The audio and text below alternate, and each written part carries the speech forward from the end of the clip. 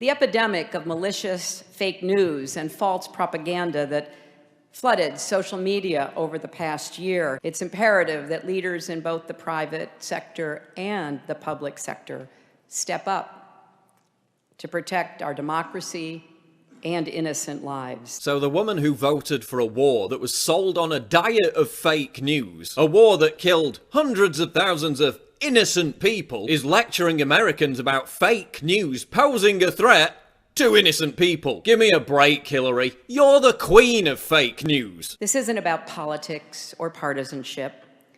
Lives are at risk. Where was your concern for putting lives at risk when you pushed the fake news that rebels in Libya and Syria were moderate when they were bloodthirsty jihadists? Fake news that led to the deaths and displacement of hundreds of thousands of innocent people and the rise of ISIS. Where was your concern for the 4 innocent American lives lost in Benghazi when you pushed the fake news that a YouTube video was to blame for the attack? We've seen rage and violence directed at American embassies over an awful internet video. When Hillary's not pushing fake news to launch wars or cover-ups, she's faking news about being under Bosnian sniper fire to make herself look tough. I remember landing under sniper fire.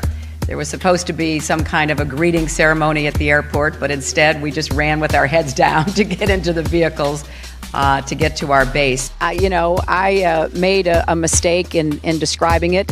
She claimed she misspoke last week and was sleep deprived when she described landing under sniper fire in Tuzla, Bosnia, something that didn't happen.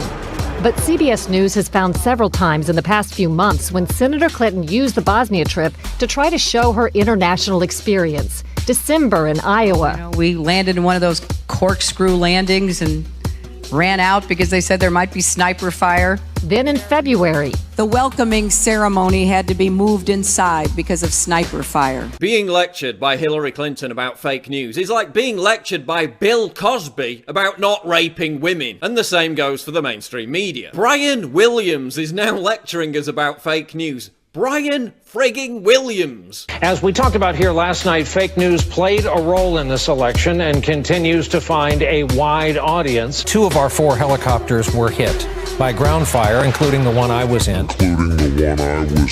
I want to apologize. I said I was traveling in an aircraft that was hit by RPG fire.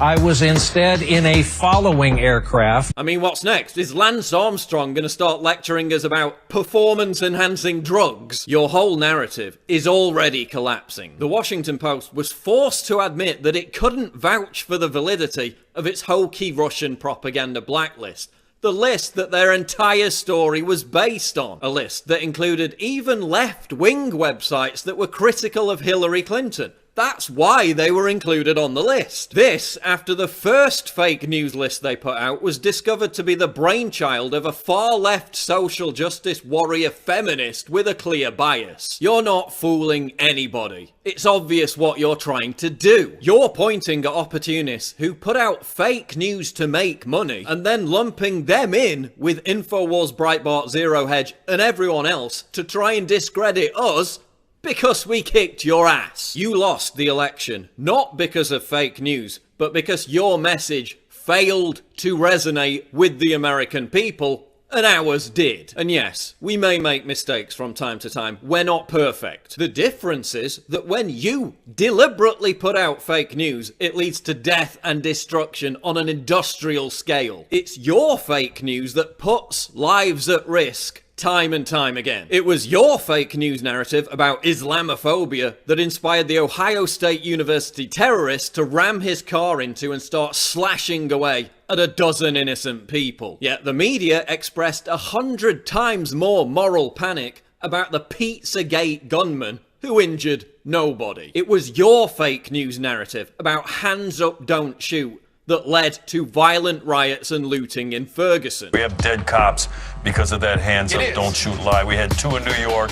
We also had 5 in Dallas and some in Baton Rouge, Louisiana, people who were trying to avenge for the life of Mike Brown, who was a thug. There are dead cops because of that fake news story out of Ferguson, Missouri. It was your fake news about a deceptively edited audio tape in the Zimmerman case that fueled racial tensions across the country. It was your fake news narrative about 1 in 5 women being raped on college campuses that led to numerous fake news stories about rapes on college campuses that never happened. Hoaxes that ruined people's lives. And this week, police said they found no evidence to support what Jackie told the magazine about being raped and assaulted. It was your hysterical fake news narrative about Donald Trump being the next incarnation of Hitler that fueled riots and violent attacks against Trump supporters across the country. There he goes again.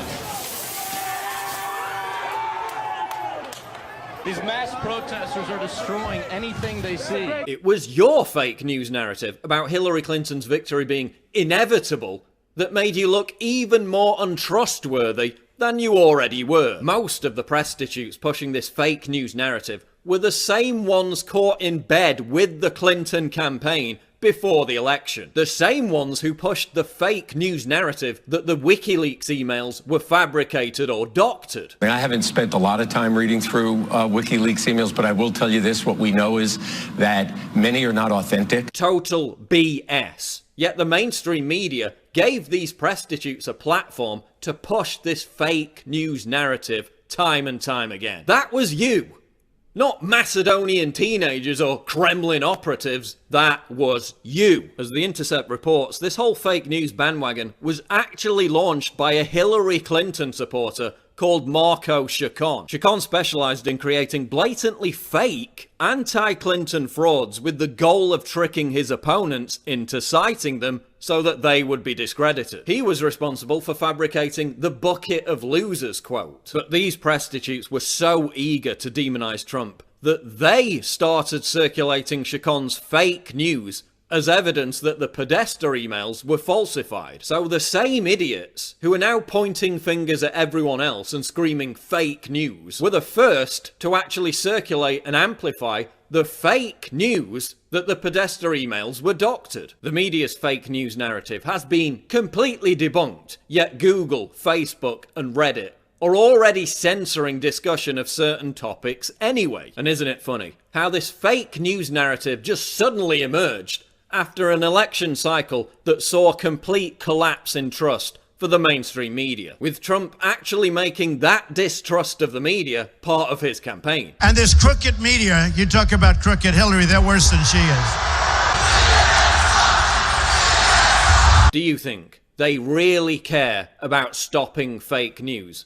Or do they just want to silence their competition? Because every indication clearly suggests it's the latter. They're still doing everything they can to delegitimize Trump's presidency. But the riots failed. The threats to electoral college members failed. Jill Stein's recount failed. And just like their new narrative, that the Russian government was to blame for absolutely everything, this fake news narrative will fail.